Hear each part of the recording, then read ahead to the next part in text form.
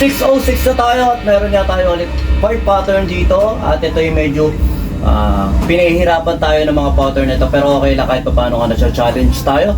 At maraming salamat sa mga nakasama nung last time sa production ng Chills Production Bulacan. At saka maraming salamat sa mga production net na naka-jamming natin doon. At maraming salamat sa panlilibre paring Iman at sa iyong asawa na si Boss Judy Ann. Yan, buo pa yan. At saka yun, maraming salamat kay paring Kenneth na nandoon din na nakaharutan natin, na miss natin yung mga kumpare natin yan, mga tagbaliwag.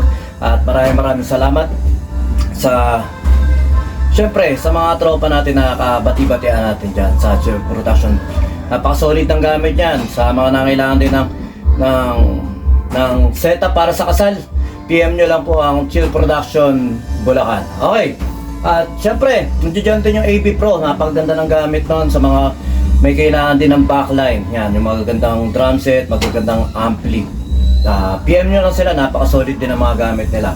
At dito nga tayo, balik tayo sa ating, ayun pala, isa pa sa pinaka-shoutout natin, yung napakahusay na batang drummer nila paring Bena.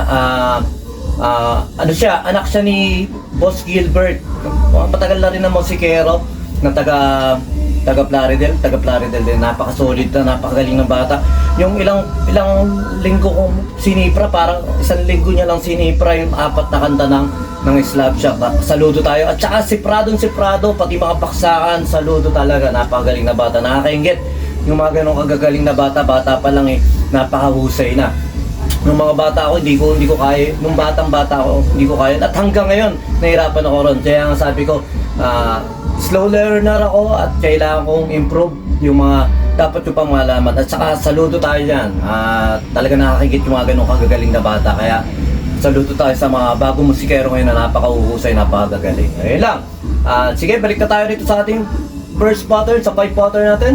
At meron tayong counting na 1 and 2 and 3 and 4 and at try muna natin siya dito sa hi-hat at snare.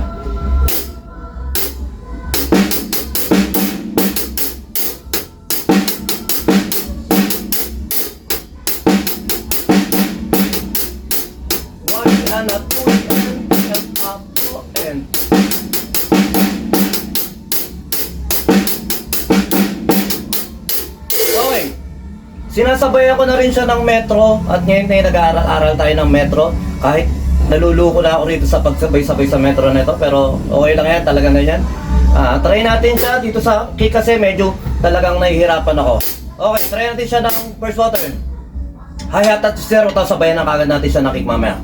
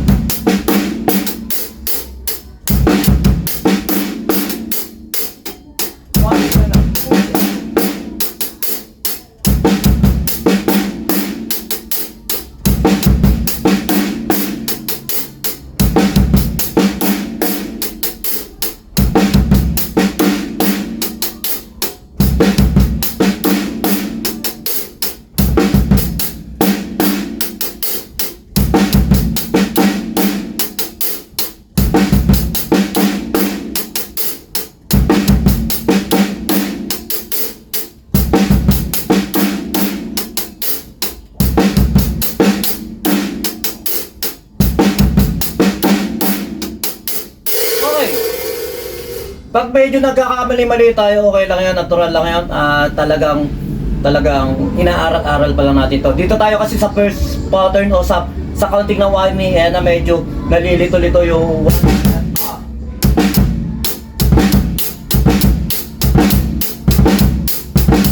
yan. Lang naman yung nakakalito-lito ng konti dyan.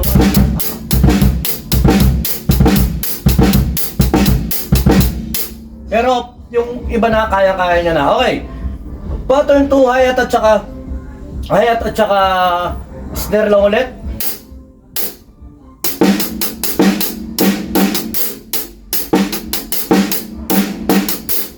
One and a two and and 3 and a 4 and 1 and a 2 and 3, 4 and 1 and a 2 and 3.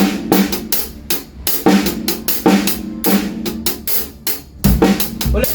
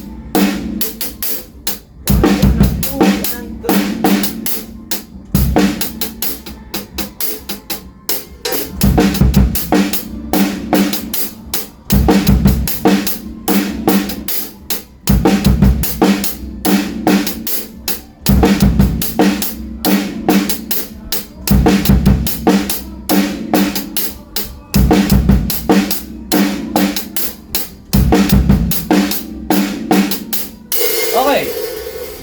At pag minsan nagkakamali-mali ako, tinutuloy-tuloy ko lang kasi kailangan lang natin na mapamilyar tayo sa counting. At ang BPM natin, ang tempo natin dito ay 75. Mas tinatry ko pa na mas bagalan na nagsimula ako sa 95 BPM. Ngayon, nandito na tayo sa 75. Mas babagalan pa natin sa mga susunod na pattern kasi nga medyo nagiging mahirap na sa akin yung masyadong mabilis. Mas nagkakabulol-bulol sa mabilis. Mas nagagawa ko siya sa mabilis kaso nga nagkakabulol-bulol. Okay. Hindi nyo naririnig yung click naka ano lang ako naka ano tawag dito, naka earphone lang ako Yan. Pero someday, makukuha na rin natin yung may naririnig tayong click. Ayan po. Iisipin ko kung paano ko mailalagay sa video natin yung click para kahit pa nakikita nyo yung tempo. O naririnig nyo yung tempo. Okay. Pattern 3. Meron pa rin tayo ritong counting na 1E and 2E and 3 and 4 and hi-hat at snare lang muna ulit.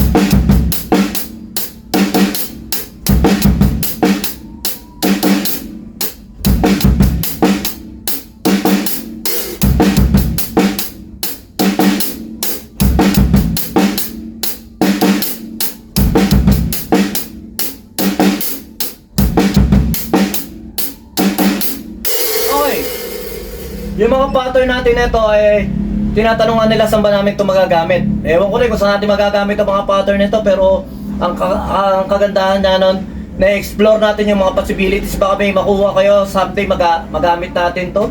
At para sa akin naman, kahit pa paano nagagamit ko dahil nga yung mga basic pattern, basic counting lang naman kasi ito na pwede mong isingit ng mga pasimple lang sa mga kanta, hindi naman buong kanta dito gagawin ng mga singit lang na alam mo naman na, pwede natin singitan ng N, ng A, yung mga ganitong counting, mga simplihan lang na hindi naman puro pasikat ang gagawin natin dyan. At saka yun, maraming salamat sa mga nanonood at nagko-comment sa YouTube. Nga pala, sa mga hindi pa nakasubscribe sa YouTube dyan, please subscribe sa Video Music Studio at doon tayo mga nag-upload, naka-compile lahat doon simula day 1 hanggang day 606 na tayo, kaya ayun, panoorin nyo lang doon. Okay, pattern 4, same counting pero yung variation niya nga iba at dito ay medyo komplikado para sa akin ng konti. At try muna ulit natin yung hi-hat at snare.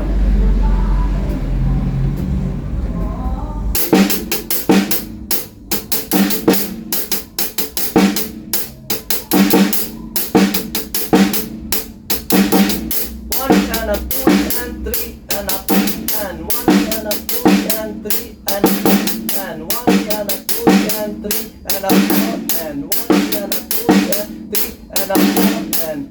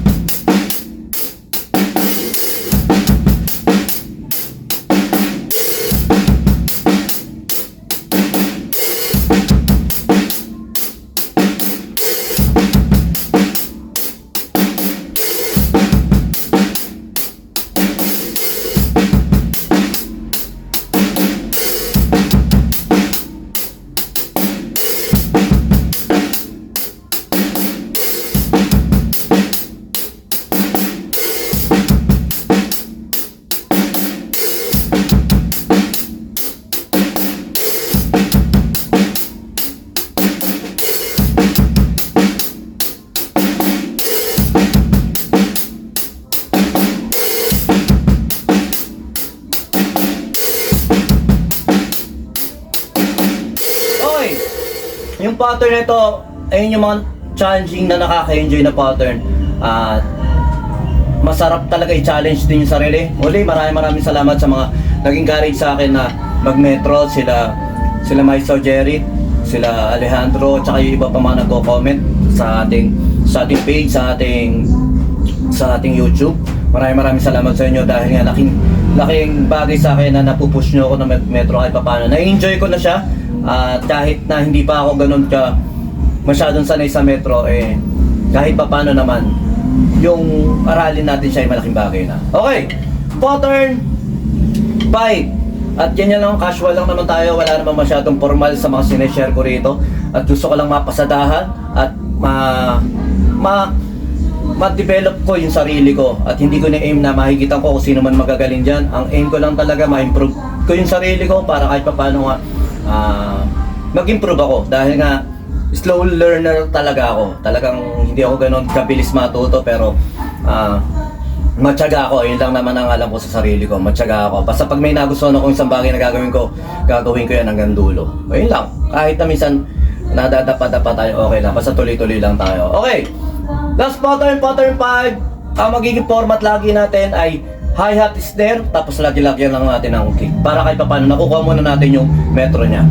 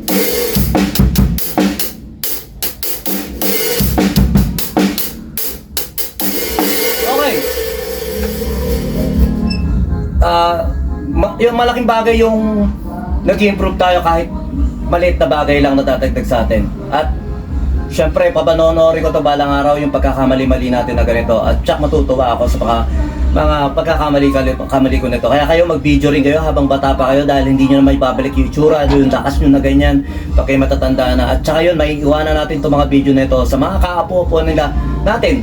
Balang araw masusunod, ano ba yung pinaggagawa ng lolo ko, ano ba yung pinaggagawa ng lolo sa lolo ko na si ganito na na musikero rin pala siya. Nakikita nila yung mga pagkakamali natin. Okay lang yun. At least, nag-improve tayo. Nag-strive tayo na nag-aim tayo na maging better tayo sa pagdodrums natin. At ito ay may immortalize nga natin yung mga bagay na pinagagawa natin. Ayun lang naman purpose ko. Mahilig ako. Bata pa lang ako, mahilig na talaga ako mag-video-video. Kaya ngayon hanggang malaki pa, hanggang ganito ay nagbi-video-video pa rin tayo. At yun lang, maraming salamat sa inyo sa panonood at subscribe na kayo ron sa ating YouTube channel. Baka sakaling makatulong at baka sakaling mamonetize din yung ating YouTube channel at saka yung ating page na BJam Music Studio at saka syempre sa mga nangangailangan ng sounds and lights dyan, BJam Lights and Sounds at saka sa nangangailangan ng lipat apartment dyan, PM lang kayo sa amin sa Pahakot Pasakay. Yun lang, so may inyong kapayapaan, peace be with you, God bless.